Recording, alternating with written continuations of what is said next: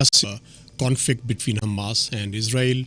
Israel has amassed, as I told you earlier, about 330,000 troops along the border with Gaza, and they are all set to launch a ground invasion of Gaza, which houses 2.3 million Palestinians, and the strip is stretched over not more than 40 kilometers. But there are some of the important developments which are taking place today. One of them is that ultimately, when U.S. Secretary of State Antony Blinken met with the Egyptian president, it was agreed upon between the two leaders that there would be an opening in the Egyptian-controlled border crossing into Gaza, which is expected to reopen today. And this is happening amid a lot of diplomatic efforts to get aid into Hamas-controlled strip, which is under intense Israeli shelling and bombing. And hundreds of tons of aid from several countries have been held up in Egypt's Sinai Peninsula for days, pending a deal for its safe delivery to the people of Gaza, who are waiting for medicines, waiting for food, waiting for electricity and other items of daily consumption. I hope that Rafah opening will provide an opportunity to the countries who are interested to push some kind of supplies into the Gaza Strip, so that 2.3 million people who are at the brink of starvation, and hundreds and even thousands of patients who are admitted in hospitals, and even there is no space as far as hospitals are concerned, could be provided life-saving drugs as well. And there are children, there are women, and thousands, about 50,000 pregnant women, they are waiting for medical assistance. And this human tragedy can have very serious implications for the regional politics and the global politics as well. As I pointed out, that some very serious diplomatic efforts are taking place. One is the United States has only yesterday appointed a very senior veteran diplomat, David Shatterfield, as the special envoy to the Middle Eastern region, and he will be sort of looking after the humanitarian issues. And he's arriving today in Egyptian capital Cairo, and he will be discussing with the Egyptian officials the modalities how to provide essential assistance to the besieged and beleaguered population of Gaza Strip.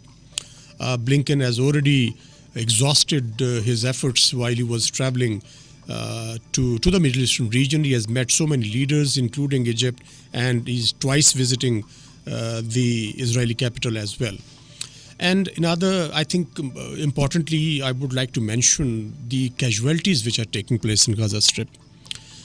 I think very serious issue, and with no pause at all, Israel continues to bombard the Gaza Strip.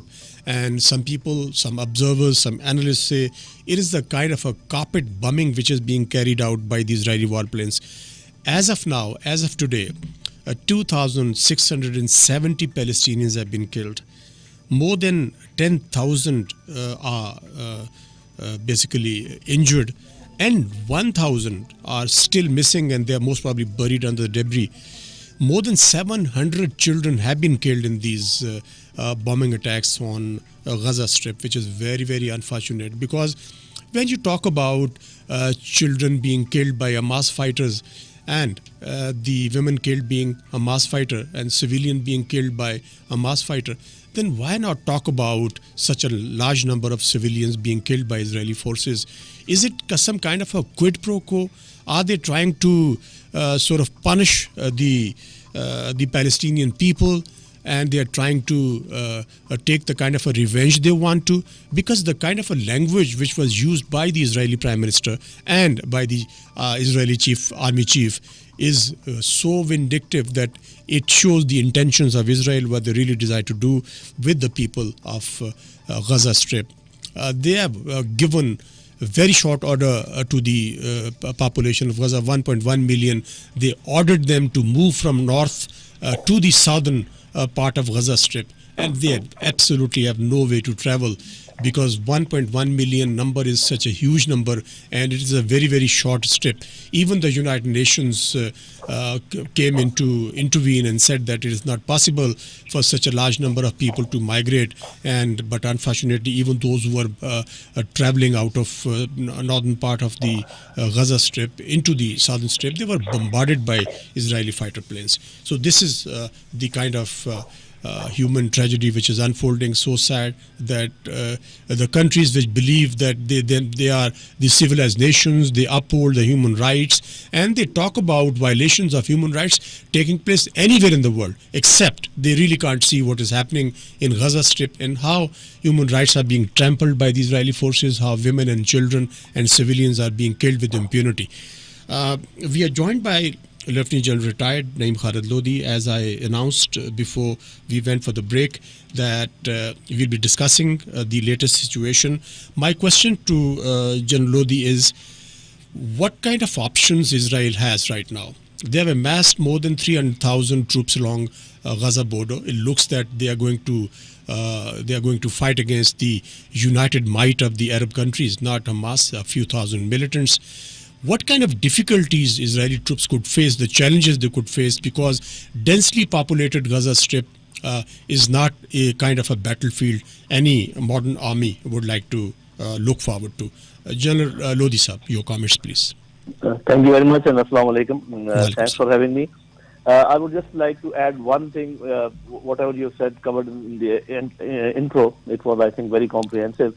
Before I answer this question about the options, we all understand that Gaza is a very small area, 5 to 7 kilometers wide and about 35 to 40 kilometers long, right, and very densely populated. And it was converted into a prison. We can say one of the largest prison on earth. Open air prisons, yes. Right. Open air prison. You know, on one side was Mediterranean Sea, which was being surveilled by naval vessels. And other three sides are, fenced and walled and whatever. And whenever Israelis wanted, they would go into this area, kill whomsoever they like. Mm-hmm. Their drones are flying, their aeroplanes are flying. So this, whatever Hamas has done, is a defensive action. From military point of view, I must clarify that they were being persecuted, they were being killed, they were being martyred every day. And for one loss of Israeli life, about 25 to 30 Palestinians were killed. So that was the situation. So whatever they have done, this Al-Aqsa flood operation is a defensive operation. Hamas has done everything to make sure that the persecution doesn't continue. Anyway, that I just wanted to clarify. Now about the options. We must try to understand that a big myth has been broken by this operation. The biggest myth was that Israel is very strong. Invincibility, the myth of invincibility. Right. So their intelligence is one of the best in the world. They know each and everything, whatever is happening. They know each and every inch of Gaza and all that. So that has been broken. If so many, thousands and thousands of rockets were rained, and the Hamas people, they broke out from that prison, and they captured certain areas, they captured certain prisoners. So that invincibility myth. So once the people say, and many of you must have heard them saying, that what has Hamas achieved by doing all this, except that they have, there's a reaction and a lot of atrocities are being committed and all that. So the two big things that happened. One, this invincibility, and secondly, now the entire world is again refocused on the Palestinian issue. So they have achieved their goal. We should not belittle their efforts by saying that what have they achieved and what have they not achieved. Now, the options with Israel. The first thing to understand is that it is very difficult for a regular army to confront an irregular force. I will not go into the details. Secondly, it is very difficult for a regular army to go and fight in a built-up area. In a densely populated area. Densely populated, built-up and urban area. So what I think is that Israel, you must have seen a lot of, diplomatic flurry, Mr. Blinken visiting various, countries, and also the foreign minister of Israel and all that. So what are they aiming for? In my opinion, what they must be aiming for is to finish this Gaza Strip from the face of the earth, and that they can do without going into Gaza. You must have heard that the amount of explosive that has been unleashed in this small strip is many times more what Americans have used in Afghanistan for the last 20 years. So that is the density of bombing which they are 6,000, carrying out. General Lodhi, 6,000 tons of explosives were Just unleashed. imagine. Yes. Just imagine. So actually, they don't need to go in that, but they will aim to, obliterate it from the face of the earth, and that is why they are saying that immigrants and all that. Then probably later on they will look towards West Bank also, that how to deal with it. But one thing they must be aiming for, and that is in their own assessment, whosoever is behind this planning of Hamas, and they fingers are being pointed towards Iran, they will later on try to deal with that country also. You must have noticed that the West and Americans and even Israelis, they say that they have no proof that Iran is behind all this. Mhm. Now, this they are saying to create a certain of complacency in Hezbollah and Iran, so that they delay their attacks, because today Israel is in a very bad shape. Although they have now mobilized in about 3 lakh forces, they have gathered another 60,000 they are gathering. But to confront an irregular army, this is not enough. And if they are attacked from three sides, from the side of Lebanon and from the side of West Bank and from the side of Gaza, then they will be in trouble. So I think they would like to finish this operation ASP with only one limited aim, to finish Gaza. Yes, General Lodhi, isn't this relentless bombing of Gaza and killing of civilians with impunity pushing the regional countries into a very tight corner? Some very interesting comments were made by President Al-Sisi when Antony Blinken met him in Cairo last evening. He said that this really can't be allowed to go on, because he termed it as a second Nakba.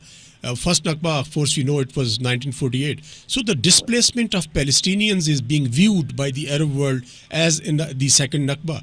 And probably they do realize, the influential Arab countries, that if they allow it to continue, there will be no end to it, and the whole population will be pushed out of Gaza and mostly into Egypt as well. So I think he expressed his concern, and he told the visiting Secretary of State that humanitarian assistance need to go in. And very interesting, General Lodhi, Antony Blinken was probably emphasizing more on evacuation of American citizens, and Egyptians were taking a position, well, this can't be done. True. The problem is, this is a human psyche, that whenever you see something coming, and if in your own assessment it can be delayed by 2 days, 3 days, you always go for the delay. And that is, I think, what is happening with the Arab world. They do understand that, because one thing I am sure I must inform you, that the deterrence of Israel is based on deterrence by punishment. Whenever something happens to Israel, they punish the perpetrators many times more, so that they have less problems in future. So if that strategy continues, which I am sure it will continue, so they are not going to sit idle just after dealing with Gaza. They will deal with all those who in their opinion are a problem. I think General Lodhi, they are coming out of the initial inertia and slumber, and now I think they have started realizing the gravity of the situation. That is true. We have OIC conference, I think, today or tomorrow, maybe tomorrow, 18th. So there we will be, witnessing what actually, once the debate takes place, what actually is the Muslim Ummah and the Arab world up to. Because if they again exhibit complacency and they think that things can be delayed and they can wait and we must try to avoid war, as they say that you may not be interested in war, war may be interested in you. So whereas you would like to have peace, but then one has to be very practical to see that how the things will unfold in future. So I think this was a good time for Hezbollah, for Iran, and for the Arab countries to establish a separate country for Palestinians. which the entire world says as a principle they agree to it. If they lose this time, if they let this opportunity go, I think then they'll have to wait for a very long time. One positive development which is taking place today is the Egyptian-controlled border crossing into Gaza is expected to reopen for humanitarian assistance, and I think it is taking place after a lot of diplomatic efforts made by several countries, because Israel was adamant not to allow any kind of humanitarian assistance into Gaza. True. As we know that the only land route available to Gazians is to Egypt. Yes, otherwise, it is surrounded by Israel. Which is called the Rafah crossing. Right, Yes. right. But you must have also noticed that while the people were moving towards this crossing and they concentrated in certain areas, they were again bombed. I mean, look at Israel. They are saying that please move south, and once they concentrate, they bomb them again. So I think they are going all out. They are ruthless. And because they know the main powers, except China and Russia, they are with them. So they are taking full advantage of that. And we also know the attitude of Netanyahu, that he's a sort of extreme rightist in a way, that he will go all out to make sure that this opportunity is not lost. He may even try to strengthen his political weakness, which we had noticed in the last year. So let us see how the things unfold. General Lodhi, we have witnessed one important shift which is taking place. During the initial days when Hamas raided southern part of Israel, and of course civilians were killed, nobody can condone the killing of civilians. But now I think the world, particularly I would like to talk about the role of media, which was so biased, the channels like BBC and the ABC and the Fox News and the CNN, they were concentrating on the brutalities carried out by Hamas fighters in Israel.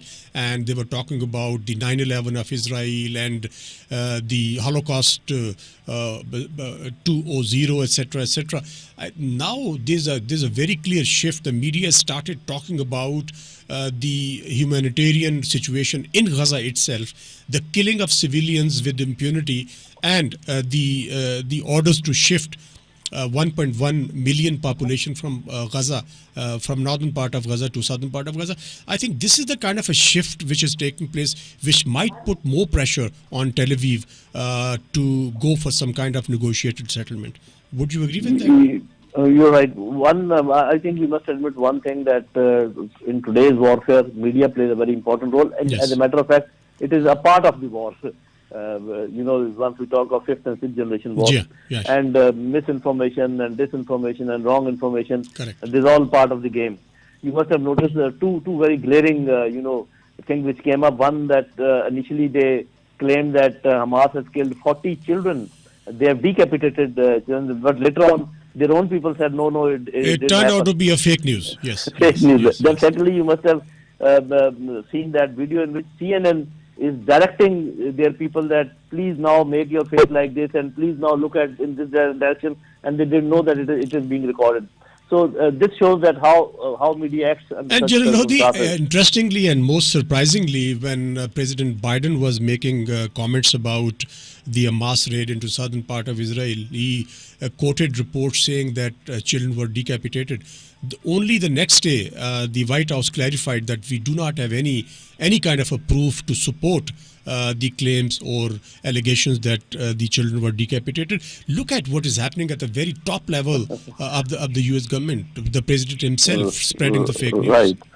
So I think we'll have to give credit to Hamas on this account also, that they have used media quite accurately in their favor, whereas generally we know that media is in the control of Jews all over the world. Most of the time is the major portion of strong media. But still, they have been able to make their mark. And you're right that now we can see a shift, because I think the world conscious probably could not bear that burden of telling lies on such large scale. So media will remain a part.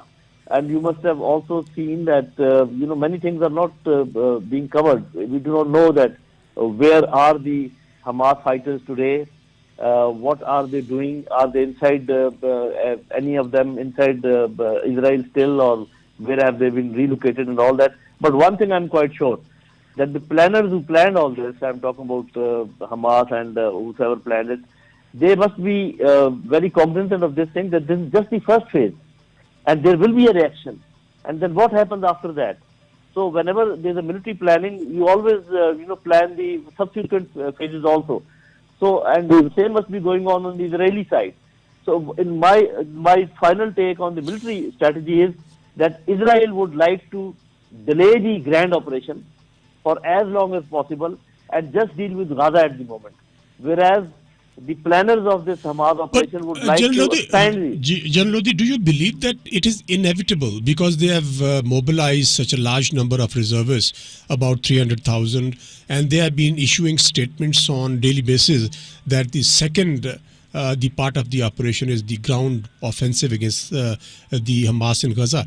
You think they can hold back to the extent that Americans and other European powers may intervene and stop Israeli forces crossing into Gaza with such a large number, because they are also planning the sea-based operation, the air-based operation is already going on.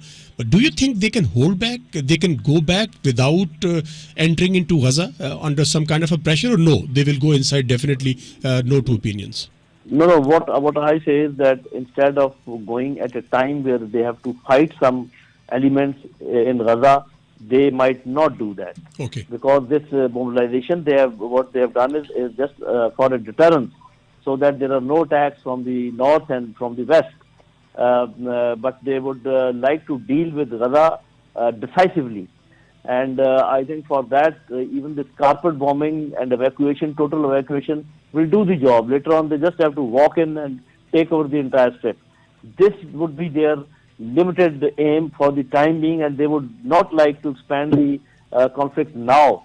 But those who have planned this Al-Aqsa flood, they would like to expand it as soon as possible. So let us see who wins. General Lodhi, as a military strategist, how do you see the response of Hamas militants, given that they are definitely aware that Israeli troops are going to march into Gaza with so much of latest weaponry, including the tanks and artillery pieces, and air forces of course already operating there. In a house-to-house fight and hand-to-hand fight, you see a possibility that the Hamas fighters could pin down the marching, advancing Israeli troops to the extent that they could inflict damages which are not going to be acceptable by the Israeli army in terms of its prestige, etc. Exactly, and that is what I indicated initially, that for the regular army to fight urban warfare is a difficult proposition. Mm-hmm.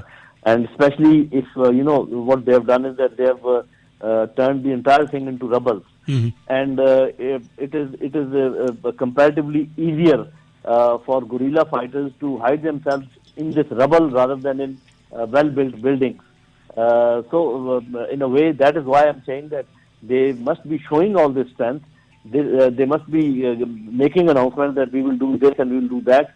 It may not be in their favor to march in Gaza under such circumstances. That is why I'm saying that they will keep bombing it, they will keep evacuating it, and they will only enter Gaza once they feel that not a single soul is there.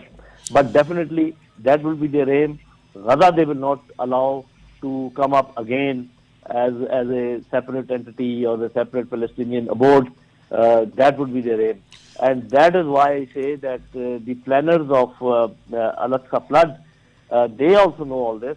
If they find that they are delaying and they are not actually going into Gaza, they are only making a rhetoric, announcement, then probably they will do something else. And I don't know. There are so many, possibilities that can occur. So I'm not like to make any assessments that what can happen in future. We'll have to wait for 2-3 weeks. Lodhi, some observers are saying that the Hamas they have dug up a whole system of tunnels in Gaza Strip. And on the pattern, what Hezbollah fighters did when Israeli forces marched into Lebanon, and they were faced with so fierce resistance by the Hezbollah fighters that ultimately they had to withdraw from there. So I think there's one fear which is gripping the Israeli army is that they, as you pointed out, they do not know. There's an unknown factor, the X factor about the Hamas fighters. Israelis do not know how the Hamas fighters are going to respond. If they have dug up tunnels and such kind of a system is there, then I think it's going to be some kind of a surprise for the Israeli forces as well. That is true, but let me give my assessment as far as the Israelis. The weapons that they possess and the technology that they possess. If the Israelis are sure that Gaza has been evacuated and all civilians have gone and only Hamas fighters are there, then they have such weapons that without going there, they can use those weapons, and those weapons are such that they kill each and every biological being in that area. Okay. One of those, I would not like to name that weapon because then I'll be crossing the limit. But such weapons are in possession of Israel, that in an area which is barren, which is void of civilians, but which is only housing militants or military forces or guerrillas, then it will be very easy for them to annihilate each and every living being in that area without damaging, without creating any blast, without creating any big bangs. Those are very intricate weapons. I am aware of it. Probably they will use them. Okay, we will leave it there. Many thanks to you, General Lodhi. You joined our special first program, English Talk Show. And listeners, we presented this talk show for you. And I hope that you would give us your opinion, your comments, your observations about the English talk show, the forum, which will be broadcast every Monday between 10 a.m. to 11 a.m. And we'll be discussing some of the most important and significant issues nationally and globally. And would like your contribution, your participation as well. You can call us on 051 111 894. I think there's a caller probably. No, there's no caller. There's a caller. Let's find out what the caller says. Hello. Please introduce yourself. Assalamu alaikum. Wa alaikum assalam. I want to ask two questions with you. Okay. Please. First of all, first question is this: that why are you playing this show in English language? We are living in Pakistan and our common language is Urdu. We are conducting 3 shows in Urdu. This show is meant for the foreigners, the diplomatic community who lives in Pakistan. We can educate them about what is happening in Pakistan and Pakistan's perspective as far as the global issues are concerned. That is the purpose, and it is being broadcast only in Islamabad, Karachi and Lahore, and rest of the stations are broadcasting in Urdu. Thank you very much. Listeners, time is up. Inshallah, hope to see you tomorrow with the Urdu edition of the forum with a new topic, new set of analysts. Thank you very much. Allah Hafiz.